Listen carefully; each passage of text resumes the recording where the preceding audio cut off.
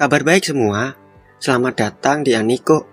Kali ini, Aniko akan menceritakan sebuah anime berjudul Hyouka. Hyouka adalah anime yang rilis tahun 2017 yang digarap oleh studio Kyoto Animation.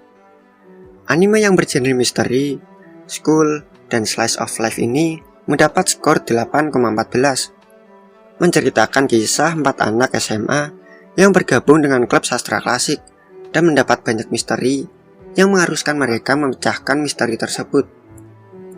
Sebelum itu, kita perkenalkan dulu para karakter di anime ini ya. Yang pertama ada Hotaro Reiki. Merupakan seorang pemuda yang pragmatis, ia hanya bergabung dengan klub sastra klasik atas permintaan kakaknya, yakni Tomoyo Reiki, agar klub tersebut terhindar dari penutupan. Ia menyatakan bahwa dirinya tidak suka menghabiskan energi, tetapi jika diberi sebuah misteri, ia akan menyelesaikannya dengan logika yang brilian. Yang kedua, ada Eru Chitanda, yakni seorang gadis yang memiliki rasa ingin tahu yang besar, juga merupakan anggota klub sastra klasik. Meskipun memiliki nilai yang bagus, ia sering bergantung pada kemampuan penalaran Oreki.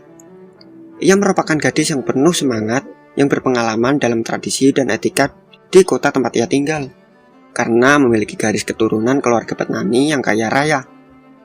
Jika ia dihadapkan dengan sebuah misteri, ia tidak akan dapat berhenti memikirkannya hingga misteri tersebut terselesaikan.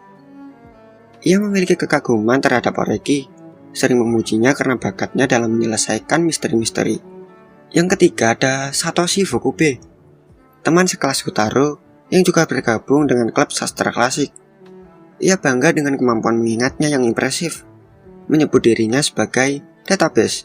Meskipun ia selalu mendorong Oreki untuk lebih terlibat dalam kehidupan SMA, terungkap bahwa dirinya iri terhadap kemampuan penalaran yang Oreki miliki. Yang keempat ada Mayaka Ibar, merupakan anggota keempat dari klub sastra klasik. Ia memiliki hubungan yang tidak terlalu baik dengan Hotaro. Mayaka memiliki kegemaran dalam menggambar manga, dan ia juga merupakan anggota klub manga di sekolahnya. Cerita diawali dengan Oreki yang berada di dalam kelas bersama dengan Satoshi. Oreki memberitahu kepada Satoshi bahwa ia akan bergabung dengan klub sastra klasik atas permintaan kakaknya. Kemudian, Oreki mengambil kunci di ruang guru dan langsung menuju ruangan klub sastra. Sesampainya di sana, dia melihat seorang perempuan yang sedang berdiri di dekat jendela. Dan dia adalah Chitanda Eru, yang juga bergabung dengan klub sastra klasik. Nah, karena di sini Oreki cuma untuk melihat ruangan, jadi dia akan langsung pulang. Oreki berpesan kepada Chitanda untuk mengunci pintu. Tapi karena Chitanda tidak memiliki kuncinya, Oreki pun memberikan kunci yang dia miliki kepada Chitanda. Di sini, Oreki merasa bingung. Kenapa Chitanda bisa masuk ruangan tanpa membawa kunci? Padahal, Oreki sendiri datang dalam keadaan pintunya terkunci. Tapi Chitanda memberitahu bahwa ketika dia masuk, pintunya tidak terkunci sama sekali. Disinilah Chitanda mulai penasaran dengan misteri tersebut dan meminta Oreki untuk memecahkannya. Dan dengan rayuan tajam dari Chitanda, Oreki sampai tidak bisa menolaknya. Sesaat setelah Oreki berpikir, dia teringat bahwa sebelumnya saat ia sedang berjalan menuju ruangan, ia berpapasan dengan petugas, yang dimana petugas tersebut memiliki kunci utama ruangan klub. Itu menjelaskan bahwa Chitanda masuk ruangan saat petugas sedang bekerja, dan misteri pun terpecahkan. Keesokan harinya di ruangan klub, Chitanda merencanakan untuk mencari kumpulan sajak yang akan digunakan saat festival Kamiyama yang akan diadakan di sekolah itu. Namun karena kumpulan sajak tersebut tidak ada di ruangan klub, mereka berdua memutuskan untuk mencari di perpustakaan. Di sana, mereka bertemu Ibara Mayaka yang merupakan petugas perpustakaan tersebut. Ibara mengatakan bahwa kumpulan sajak yang mereka cari tidak ada di perpustakaan tersebut, namun mungkin ada di dalam gudang yang terkunci. Akhirnya mereka harus menunggu Itoigawa Sensei yang memiliki kunci gudang tersebut. Sembari menunggu, Satoshi yang juga berada di sana menceritakan sebuah misteri tentang buku yang selalu dipinjam setiap seminggu selama 5 kali berturut-turut. Yang padahal buku di perpustakaan tersebut bisa dipinjam selama paling lama 2 minggu. Lalu mengapa buku itu dipinjam setiap seminggu?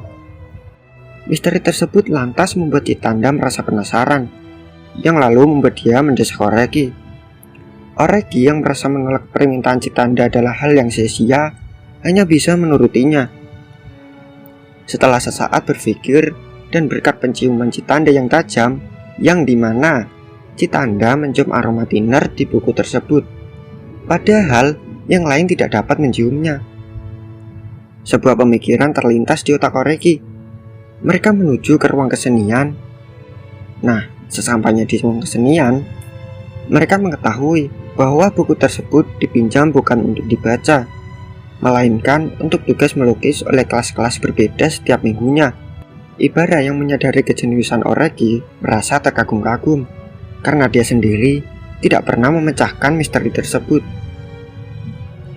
Sekembalinya mereka ke perpustakaan, Itoigawa Sensei yang sudah kembali mengatakan bahwa kumpulan sajak yang mereka cari tidak ada di gudang, yang akhirnya membuat mereka harus mencarinya di lain waktu.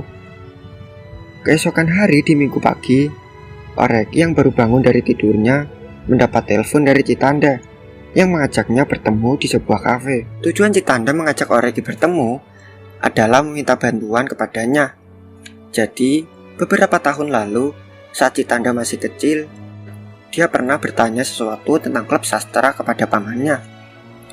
Dan setelah pamannya menjawab, Chitanda menangis, sampai dia tidak ingat apa yang dikatakan oleh pamannya. Tapi, pamannya kini telah dinyatakan meninggal setelah 7 tahun menghilang. Chitanda meminta bantuan Oreki tentang apa yang sebenarnya dikatakan oleh pamannya saat itu. Ia meminta bantuan Oreki karena dia merasa hanya Oreki yang memecahkan misteri tersebut. Berlanjut setelah ujian sekolah, klub sastra kembali melanjutkan pencarian kumpulan sajak. Yang kini, mereka mendapatkan petunjuk dari Oreki Tomoe, yakni kakak dari Oreki Hutaro, bahwa kumpulan sajak tersebut berada di sebuah berangkas ruang klub pada beberapa tahun lalu. Di sini diketahui, sebelum dipindahkan, ruang klub sastra dulunya berada di ruang biologi. Akhirnya mereka lanjut menuju ruang biologi. Di depan ruang biologi, Oreki sempat melihat sensor inframerah yang sepertinya baru saja dipasang. Di sana, mereka menemukan ruangannya dikunci. Namun, muncul seseorang dari dalam ruangan. Dia adalah Togaito Senpai, murid kelas 3 SMA Kamiyama. Chitanda mulai meminta izin untuk mencari berangkas di ruangan tersebut. Namun, Togaito Senpai menolak. Tetapi karena sifat Chitanda yang memaksa, mereka berhasil masuk ruangan tersebut. Di dalam ruangan, mereka tidak menemukan berangkas tersebut. Mereka hanya melihat kumpulan kardus yang tersusun di bawah meja, kemudian kipas angin yang menghadap keluar jendela, dan sebelumnya Oreki juga sempat mencium aroma parfum.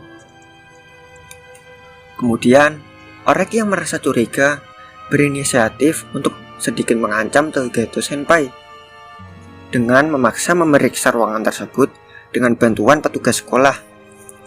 Namun, dengan emosinya, Togaito Senpai melarangnya.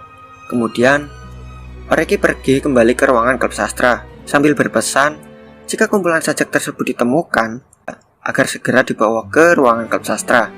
Sekembalinya mereka ke ruangan, anehnya kumpulan sajak yang mereka cari sudah berada di dalam ruangan klub sastra. Di sini, Ibara kembali kagum dengan kejeniusan Oreki yang mampu mengetahui bahwa sensor inframerah yang berada di depan ruang biologi, pintu yang terkunci, dan kipas angin yang dihadapkan ke jendela sebenarnya adalah untuk menyembunyikan bahwa Togaito Senpai sedang merokok di ruangan tersebut, yang dimana kumpulan sajak yang mereka cari sebenarnya ada di dalam berangkas di bawah meja yang tersimpan bersama rokok milik Togaito Senpai.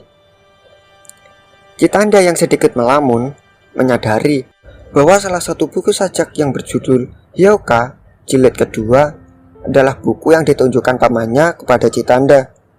Di sini, mereka mengetahui bahwa paman Citanda adalah Sekitani Jun, yang merupakan legenda sekolah Kamiyama 45 tahun yang lalu. Tapi, Citanda masih belum mengetahui apa yang dikatakan oleh pamannya saat ia masih kecil. Nah, karena buku itu adalah jilid kedua, mungkin saja mereka harus membaca jilid pertamanya terlebih dahulu. Namun, Ibara menyadari bahwa hanya jilid pertama saja yang tidak ada di kumpulan sajak tersebut. Hal itu lantas menjadi masalah karena mereka tidak bisa menyelesaikan karangan untuk festival Kamiyama yang akan diselenggarakan, dan juga Citanda tidak bisa mengingat apa yang dikatakan oleh pamannya. Keesokan harinya, Citanda yang telah meminta bantuan kepada anggota klub sastra berkumpul di rumah Citanda untuk mendiskusikan tentang apa yang terjadi pada 45 tahun yang lalu. Diskusi tersebut memakan waktu yang cukup lama, hingga akhirnya berkat pemikiran Oreki yang cerdas, mereka berhasil mengemukakan bahwa 45 tahun yang lalu, saat festival Kamiyama terjadi suatu pemberontakan para siswa Kamiyama pada para guru, hingga membuat Sekitani Jun, yakni paman Citanda, harus dikeluarkan dari sekolah. Namun mereka belum tahu alasan mengapa harus Sekitani Jun yang dikeluarkan. Keesokan harinya, Oreki yang merasa masih ada yang kurang tentang apa yang dia kemukakan, langsung mengumpulkan seluruh anggota klub sastra. Di sini, Oreki mengetahui penulis kata pengantar buku Hyoka, yakni Koriyama Yoko, yang telah menikah dan berganti nama menjadi Itoigawa Yoko, yang merupakan pengurus perpustakaan. Kemudian, mereka langsung menemui Itoigawa Sensei di perpustakaan untuk meminta kejelasan tentang peristiwa Sekitani Jun 45 tahun yang lalu. Dari Itoigawa Sensei, mereka mengetahui bahwa pada peristiwa tersebut, Sekitani Jun dikeluarkan dari sekolah karena dia adalah ketua kelompok pergerakan pemberontakan terhadap para guru. Sekitani Jun menjadi kelompok tersebut bukan karena keinginannya sendiri, melainkan karena paksaan dari siswa lain. Oh iya, pemberontakan tersebut terjadi karena para guru memangkas festival Kamiyama yang awalnya 5 hari menjadi 3 hari. Itulah yang memicu amarah para siswa. Tapi Citanda merasa penasaran, mengapa buku itu diberi judul Hyoka? Dan dengan kecerdasan Oreki yang menyadari bahwa Hyoka adalah permainan kata-kata, menyimpulkan bahwa kata Hyoka diterjemahkan dalam bahasa Inggris berarti ice cream. Karena itu adalah permainan kata-kata. Ice cream adalah perubahan dari kata ice cream, yang berarti aku menjerit. Kemudian, berkat pemikiran Oreki, akhirnya Citanda berhasil mengingat 7 tahun yang lalu. Dia bertanya tentang isi buku Hyoka kepada pamannya. Kemudian pamannya menjawab, kamu harus menjadi kuat, karena bila kamu lemah, mungkin saja akan datang saatnya di mana kamu tidak bisa menjerit. Dan bila itu terjadi, kamu akan dimakan hidup-hidup. Kini, mereka sudah bisa menyelesaikan karangan mereka untuk festival Kamiyama. Dan Citanda juga sudah mengingat kata-kata pamannya. Sampai sini, sebenarnya cerita di part pertama sudah selesai. Sisanya hanyalah cerita yang tidak terlalu penting dalam isi cerita. Namun, jika kalian masih mau nonton, kalian stay aja sampai akhir ya. Oke, kita lanjut. Keesokan harinya di dalam kelas, Oreki mendengar suara Citanda yang sedang marah-marah kepada guru di kelas sebelah, yakni kelas D. Kemudian pada jam istirahat di ruang klub sastra, Oreki bertanya kepada Citanda, kenapa tadi marah-marah kepada guru? Citanda mengatakan bahwa ia kesal karena guru tersebut memberikan soal yang belum diajarkan sama sekali di kelas tersebut. Namun, guru tersebut bukanlah guru yang pelupa. Dia selalu mencatatkan apa saja yang telah ia ajarkan di masing-masing kelas. Citanda yang penasaran mengapa hal itu bisa terjadi, kembali memaksa Oreki untuk memecahkannya. Pemikiran Oreki berlangsung cukup lama, namun Di sana ada Satoshi yang berasal dari kelas A, yang juga diajarkan oleh guru tersebut. Satoshi mengatakan bahwa materi yang mereka bicarakan telah diajarkan di kelas A. Tak perlu waktu lama, Oreki langsung berasumsi mungkin guru tersebut keliru mencatat dan membaca nama kelas di catatannya. Yang seharusnya dia mencatat kelas A dan D dalam huruf besar, tapi dia mencatatnya dalam huruf kecil. Yang dimana penulisan huruf A dan D dalam huruf kecil hampir terlihat sama. Dan itulah yang membuat dia keliru membaca nama kelas. Dia keliru membaca huruf A dengan D. Misteri pun kembali terselesaikan. Sampai sini dulu ya untuk part 1 kali ini.